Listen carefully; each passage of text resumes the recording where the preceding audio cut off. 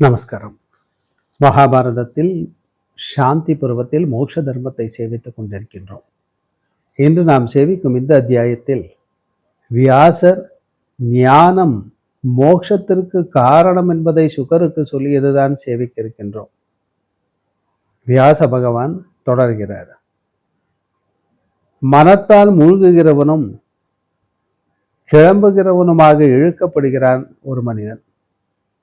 அவன் சாதனத்தை அடைந்த பின் மோட்சத்தை அடைய விரும்புவானே என்றால் ஞானம் என்னும் தெப்பம் உள்ளவனாக இருக்க வேண்டும்.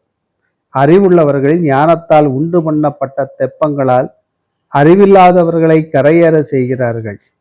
அறிவில்லாதவர்கள் தம்மையோ மற்றவர்களையோ எந்த விதத்திலும் கரையேற செய்யத்தக்கவர்கள் அல்ல.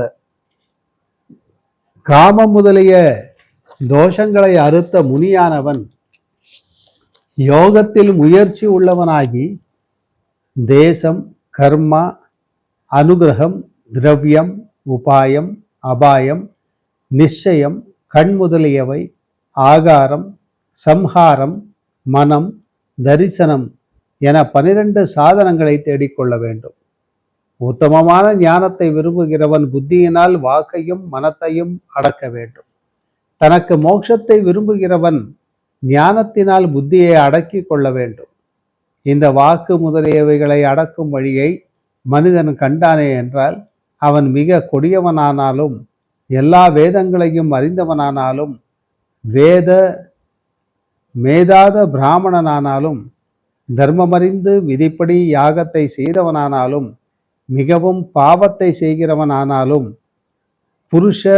புலியானாலும் மிகவும் பயப்படுகிறவனானாலும் தாண்டமிக கூடியவனான ஜரை மரணம் என்னும் கடலை இவ்விதம் தாண்டுகின்றான். இவ்வித யோக முறைப்படி முழுவதும் அபியாசம் செய்பவனானாலும் இதை அறிய விருப்பமுள்ளவனானாலும் அவன் முடிவில் சப்த பிரம்மத்தை மீறி செல்வான்.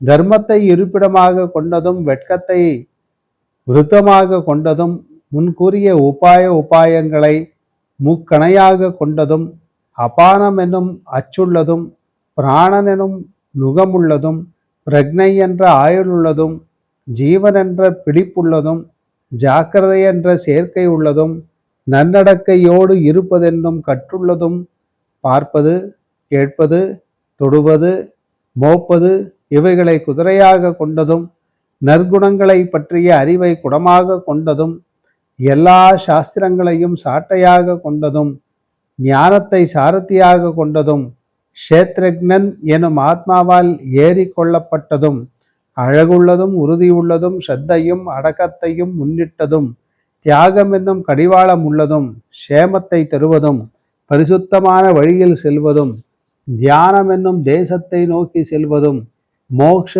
விருப்பமுள்ள ஜீவனால் ஓட்டப்படுவதும் திவ்யமுமான யோகா ரதமானது பரமாத்மாவென்னும் லோகத்தின் அருகிலே விளங்குகிறது.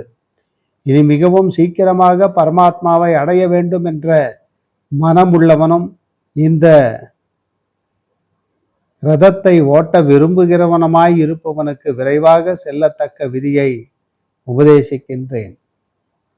வாக்கு முதலியவைகளை அடக்கியவனே முழுமையும் அடைகின்றவையும் தூரத்தில் அருகில் உள்ள விஷயங்களை பற்றியுமான 7 தாரணைகள் வேறு இருக்கின்றன. ஆனால் அவைகள் தாமதம் உள்ளவைகள். யோகியானவன் பிருத்வி, அப்பு, தேயு, வாயு, ஆகாயம் இவைகளை பற்றிய ஐஸ்வர்யத்தை முறையே அடைவது போல அகங்காரம், புத்தி, அவ்யக்தம் இவைகளை பற்றிய ஐஸ்வர்யத்தையும் முறையே அடைகின்றான். யுக்தியுடன் யோகத்தை அபியாசிப்பவனுக்கு உண்டாகத்தக்க அனுபவ கிரமங்களையும் அப்படியே யோகத்தில் இருந்து கொண்டு தன் சரீரத்தில் உள்ளிருக்கும் தத்துவத்தை பார்க்கிற யோகியின் விருத்தியும் சொல்லுகின்றேன். ஆத்மாவிற்குரிய இந்த வித ரூபங்கள் சூக்ஷ்மமாகையால் அவைகளை யோக அபியாசத்தால் ஸ்தூல சரீரத்திலிருந்து விடுபட்டவனே பார்ப்பான். புகை போன்ற பனியானது எவ்விதம் ஆகாயத்தில் வியாபிக்குமோ அவ்விதம் ஸ்தூல சரீரத்திலிருந்து விடுபட்ட யோகியின் பார்த்திவமான அந்த சூக்ஷ்ம ரூபம் உலகத்தை வியாபித்ததாய் இருக்கும். பிறகு புகை போன்ற அந்த ரூபம் மறைந்ததும் இரண்டாவது ரூபம் தோன்றும். அப்பொழுது ஆகாயத்தில் உள்ள ஜலரூபத்தை போல யோகியானவன் அந்த சரீரத்திலேயே ஜலரூபத்தை பார்க்கின்றான். ஜலரூபத்தின் தோற்றத்தையும் மீறி செல்லும் பொழுது இந்த யோகிக்கு தேஜோ ரூபம் பிரகாசிக்கிறது. இந்த யோகிக்கு தோன்றும் அந்த தேஜோ ரூபம் விலகின பின் சூக்ஷ்மமும் அழிவில்லாததுமான வாயுவின் ரூபம் மஞ்சள் வஸ்திரம் போல அந்த யோகிக்கு குறைவின்றி பிரகாசிக்கிறது. அந்த வாயு ரூபம் விலகிய பின் ஆகாச ரூபம் தோன்றுகிறது. ஆகாச ரூபம் விலகிய பின் அந்த யோகிக்கு புத்தியின் ரூபம் பிரகாசிக்கிறது. அந்த யோகிக்கு ஆட்டு மயிரின் ரூபத்திற்கு சரியான நிறமுள்ளதாக புத்தியின் ரூபம் பிரகாசிக்கிறது. பிறகு பரிசுத்தமான ஆகாச ஸ்தானத்தில் லயமடைந்து அந்த யோகியானவன் அகங்காரத்தில் பிரகாசிக்கின்றான். பிரம்மத்தை அடைகிற யோகிக்கு கருத்ததும் அகங்காரத்தின் லயஸ்தானமுமான ஆகாயமும் உபதேசிக்கப்பட்டிருக்கிறது. இவ்வித சித்திகள் உண்டான பின் உண்டாகும் பிரயோஜனங்களை என்னிடமிருந்து கேள். பூமியை ஜெயித்ததினால் உண்டான அந்த ஐஸ்வர்யங்களுக்கு உள்ளவனுக்கு இஷ்டப்படி சிருஷ்டிக்கும் சக்தி உண்டாகிறது. அந்த யோகியானவன் பிரம்மதேவரை போல கலக்கமில்லாதவனாகி தன் சரீரத்திலிருந்து பிரஜைகளை உண்டு பண்ணுகின்றான். வாயுவின் ஜெயத்தால் உண்டாகும் ஐஸ்வர்யம் வந்தால் கையாலோ காலாலோ கட்டை விரல் நுனி மாத்திரத்தாலோ பூமியை நடுங்கச் செய்வான். ஆகாச ஜெயத்தை அடைந்தவன் ஆகாயத்திற்கு சரியான ரூபம் உள்ளவனாய் இருப்பதால் ஆகாயத்தில் விளங்குவான். தன் ஆக்கிருதியில் அந்தர்த்தனான சக்தி உடையவனும் ஆவான். ஜலத்தை ஜெயித்தவன் இஷ்டப்படி தடாகம் முதலியவற்றை ஜலங்களை குடிக்க சக்தி உள்ளவனாவான். தேஜஸை ஜெயித்தால் இந்த யோகியின் தைஜசமான ரூபமானது காணப்படுவதும் இல்லை, அப்படியே அவிவதும் இல்லை. அகங்காரம் நன்கு ஜெயிக்கப்பட்டால் இந்த 5 பூதங்களும் இந்த யோகிக்கு வசமாக செல்லுவனவர்களாக இருக்கும். இந்த 6க்கும் ஆத்மாவான புத்தியானது ஜெயிக்கப்படுமானால் அனிமா முதலிய ஐஸ்வர்யம் உடையவனாவான். தோஷமில்லாத அறிவானது பூரணமாக இந்த யோகியை அடுத்திருக்கும். அவ்விதமே புத்தி முதலியவைகளுடன் சேர்ந்த ஸ்தூலமாக காணப்படும் ஆத்ம ரூபத்தை வியக்தம் என்று பெயர் கொண்ட இந்த உலகமானது எந்த பிரம்மத்திலிருந்து வெளிவந்ததோ அந்த சூக்ஷ்மமான அந்த பிரம்ம ரூபமாக தெரிந்து கொள்கின்றான். அவைகளின் சூக்ஷ்மமான பிரம்மத்தை பற்றிய வித்தையை என்னிடமிருந்து விரிவாக கேள். அப்படியே சாங்கிய சாஸ்திரத்தில் சொல்லியதும் ஸ்தூலமான பிரபஞ்சத்தை பற்றியதுமான விஷயத்தையும் முதலில் என்னிடமிருந்து தெரிந்து கொள். யோகம் சாங்கியம் இரண்டிலும் வேற்றுமையின்றி 25 தத்துவங்கள் சமமாய் இருக்கின்றன. அவைகளில் உள்ள விசேஷத்தை என்னிடமிருந்து கேள். உற்பத்தி, வளர்ச்சி, ஜரை, மரணம் என்று 4 லட்சணங்களுடன் கூடிய வியக்தம் என்று சொல்லப்படுகிறது.